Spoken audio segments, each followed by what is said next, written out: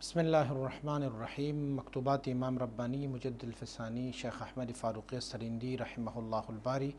مکتوب نمبر 225۔ یہ مکتوب شریف جناب ملا طاہر لاہوری یا ملا طاہر بندگی دونوں ایک ہی شخصیت کے نام ہے، ان کی طرف صادر کیا گیا ہے اس بارے میں کہ ابتدائی طریقہ عالیہ نقشبندیہ میں جو احوال وقوع پذیر ہوتے ہیں وہ ابتدا میں سلسلہ عالیہ نقشبندیہ میں ہوتے ہیں اور دوسرے سلاسل کی انتہا میں ہوتے ہیں۔ اسے کہتے ہیں طریقی اندراجی نہایت در بدایت، یعنی دوسروں کی نہایت سلسلہ عالیہ نقشبندیہ کی بدایت اور ابتدا میں درج ہوتا ہے کہ یہ سلسلہ عالیہ نقشبندیہ کے لوازمات میں سے ہیں۔ اب کسی کو اگر سلسلہ عالیہ نقشبندیہ میں یہ کام واقع ہو گیا کہ دوسروں کی نہایت اس سلسلے کی بدایت میں درج ہو گیا، تو یہ اس بات کو لازم نہیں ہے کہ اس بندے کو ہم کامل و مکمل کہیں اور ان کو تعلیم طریقت کی اجازت دے دیں۔ مجد رحمۃ اللہ تعالی کا مفہوم اور مطلب یہ ہے کہ اگر کسی سالک کو سلسلہ عالیہ نقشبندیہ کے ابتدائی دور میں وہ کیفیات اور وہ حالات اور وہ احوال آئے جو دوسرے سلسلوں کی انتہا میں درج ہے، جو سلسلہ عالیہ نقشبندیہ کی یہ ممتازیت ہے، یہ ان کا ممتازیت ہے کہ دوسروں کے انتہا اس سلسلے کے ابتدا میں درج ہوتی ہے، تو اگر کوئی ایسی صورتحال کسی سالک کو واقع ہو گئی تو یہ اس بات کی لوازمات میں سے نہیں ہے کہ وہ بندہ اب کامل مکمل ہو گیا ہے اور انہیں تعلیم طریقت اور خلافت دی جائے، نہ، بلکہ یہ تو سلسلہ عالیہ نقشبندیہ مبارکہ کی ایک نسبت ہے جو دوسروں کے انتہا کو اس کے ابتدا میں درج کر دیتے ہیں۔ تو اب ہم اس بندے کو اجازت تعلیم نہیں دیں گے۔ اگر کسی بندے نے یہ کہا کہ بھئی دوسروں کے انتہا اگر اس سلسلے کے ابتدا میں درج ہوتے ہیں تو پھر اس کو تو اجازت ہونی چاہیے، تو مجدد رحمۃ اللہ تعالی فرماتے ہیں یہ سلسلہ عالیہ نقشبندیہ کے دستور العمل ہے۔ اب ایک کامل و مکمل تو ہے ہی نہیں کہ ان کو اجازت تعلیم دی جائے، آگے خلافت دی جائے، آگے سے ان کو کوئی لوگوں کی رشد و ہدایت کے لیے بٹھایا جائے، بلکہ یہ تو سلسلہ عالیہ نقشبندیہ مبارکہ کی یہ ممتاز اور یہ شرف اس کو حاصل ہے کہ دوسروں کے انتہا اس سلسلے کے ابتدا میں درج ہوتے ہیں۔ آپ کی مراسلات شریفہ پے در پے وصول پائے مجھے۔ آپ نے لکھا ہوا ہے کہ جو طالبان حق ہے، جو میری مریدین اور سالکین ہے، اس میں گرمی اور لذت اور جمعیت بہت زیادہ آیا ہوا ہے۔ جو میرے ساتھ وابستہ ہے تو اس میں طریقت کے دوران سلسلہ عالیہ نقشبندیہ کی جو گرمی باطن ہے، اور اسی طرح وہ التزاز اور لذت ہے، جمعیت باطنی ہے، یہ ان میں مریدوں میں آ رہے ہیں سب کچھ۔ تو مجدد رحمۃ اللہ تعالی فرمائے کہ یہ تو بہت ہی خوشی در خوشی کی بات ہے، یہ بہت اچھی بات ہے، چونکہ ہمارے سلسلے میں دوسروں کی نہایت اس سلسلے کی ابتدا میں درج ہوتے ہیں، تو ابتدائی سالکین جو اس سلسلہ عالیہ کے ہیں ان کو ایسے احوال سامنے آ جاتے ہیں کہ وہ یوں لگتا ہے جیسے دوسرے سلسلوں کے منتہی کو ہوتے ہیں۔ دوسرے سلاسل کے منتہیان کو جو احوال آتے ہیں وہ سلسلہ عالیہ نقشبندیہ مبارکہ کی ابتدائی مریدوں کو وہ مثلا کیا عالم امر کا ذاکر ہونا،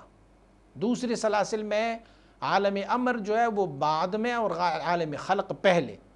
تو وہ بعد والے کے اسباق اور بعد والے کے ذکر ابتدا میں جب ذاکر ہو جاتے ہیں تو یہ مرید سمجھ لیتا ہے کہ دوسروں کے انتہا میں یہ کام ہے تو میرے ابتدا میں آ گیا، میں تو اب کامل مکمل ہو گیا ہوں۔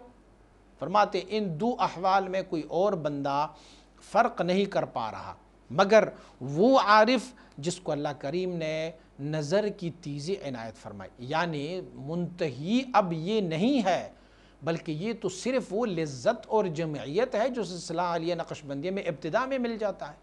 تو یہ سمجھ رہا ہے کہ میں اب منتہی ہو گیا ہوں کیونکہ دوسرے سلاسل کے منتہیان کو یہ کچھ ہوتا ہے۔ فرماتے ہیں اگر کوئی عارف ہو تو پھر اسے ان دونوں میں فرق محسوس ہوتا ہے۔ تو اسی تقدیر کے بنا پر احوال جب ان کو آ جاتے ہیں تو وہ صاحب جو ہے ان کو آپ اجازت تعلیم نہ دو، اسی لیے نہ دو کہ اب تو وہ منتہی نہیں ہے، اب وہ مبتدی ہے، لیکن لذت و التزاز و جمعیت باطن جو ہے ان کو ابتدا میں میسر آیا ہے، تو اب وہ منتہی نہیں ہے، تو آپ ان کو تعلیم طریقت کی اجازت نہ دیں۔ پھر جب اس صاحب کو جتنا نقصان تو پہنچ ہی رہا ہے، جب آپ نے مسند مشیخت پر اس کو بٹھایا، آپ نے ان کو خلافت دی، تو پھر تو ان کے لیے اپنا نقصان تو ہے ہی ہے، لیکن جو ان سے رشد اور ان سے مرید ہو جاتے ہیں ان کے لیے بھی بہت سارے نقصانات ہوتے ہیں۔ یہ بھی احتمال رکھتا ہے کہ جو وہ خیال رکھتے ہیں نا کہ مجھے دیکھو منتہیوں کو جو ہوتا ہے وہ مجھے ابتدا میں ہو گیا ہے، تو فرماتے ہیں اگر وہ یہی خیال کرتے ہیں تو ان کی ترقیات رک جاتی ہے۔ اب اس میں ایک انا آ گئی نا، تو اب وہ رک جاتے ہیں۔ دیکھو ایک بندے کو اگر آپ مسند ارشاد پہ بٹھاتے ہیں تو مسند ارشاد میں ان کے لیے آپ کوئی مسند بنائیں گے نا، پیر صاحب ہوں گے، بیٹھ جائیں گے، مریدین سامنے ہوں گے، وہ ایک مسند پہ بیٹھیں گے، تو اگر وہ اس مسند پہ بیٹھ جائیں گے اس صورتحال ابھی وہ مبتدی ہے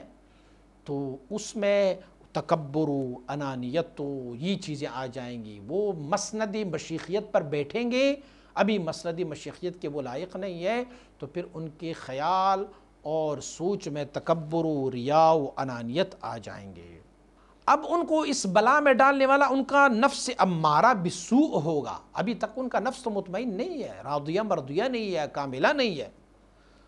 ابھی تک اس کے نفس نے تزکیہ خود نہیں پایا، تو اگر وہ مسند ارشاد اور مسند مشیخیت پہ بیٹھ جائیں گے تو وہ بہت جلد ترقیات سے ختم ہو جائیں گے۔ آپ یہ سوچیں گے کہ کچھ لوگوں کو تو آپ نے ارشاد کے لیے اجازت دی ہے، حالان یہ ہے کہ وہ مبتدی ہے، منتہی ہے بھی نہیں۔ فرماتے ہیں چلو جن لوگوں کو آپ نے اجازت دی ہے تو فرماتے ہیں ان کو بڑی نرمی کے ساتھ انہیں یہ ان کے دماغ میں بٹھا دو کہ یہ جو میں نے اجازت دی ہے یہ مبنی بر کمال نہیں ہے، میں یہ نہیں سمجھ رہا کہ تو کامل ہو گیا تو میں نے تجھے اجازت دی ہے، کار بسیار ہنوز در پیش است، ابھی تو آگے کام کرنا ہی ہے آپ نے۔ لیکن یہ جو احوال ابتدا میں آپ کو مل گئی ہے یہ اندراج نہایت در بدایت ہے۔ ان کو یہ سمجھا دے کہ سلسلہ علیہ نقشبندیہ میں یہ ایسا ہی ہوتا ہے، ان کی حال کی مناسب نصیحتیں ہمیشہ ان کو کرتے رہو۔ چلو آپ نے جو مسند پہ بٹھائے ہیں تو چلو بٹھائیں کسی مصلحت کے نیچ، لیکن اب ان کو سمجھاتے بھی رہو،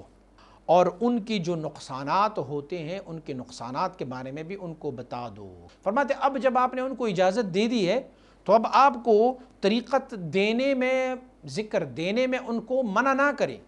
بلکہ ان کو کہیں اب ذکر دیتے رہو۔ ہو سکتا ہے کہ آپ کی برکت کی وجہ سے اللہ ان لوگوں کو بھی مقام ارشاد پر مسند فرما دے، وہ بھی اس مقام ارشاد پہ آ جائیں گے۔ اب جب آپ نے شروع کیا ہے کہ لوگوں کو اجازت دے رہے ہیں تو یہ بہت مبارک کام ہے۔ اب آپ کوشش کریں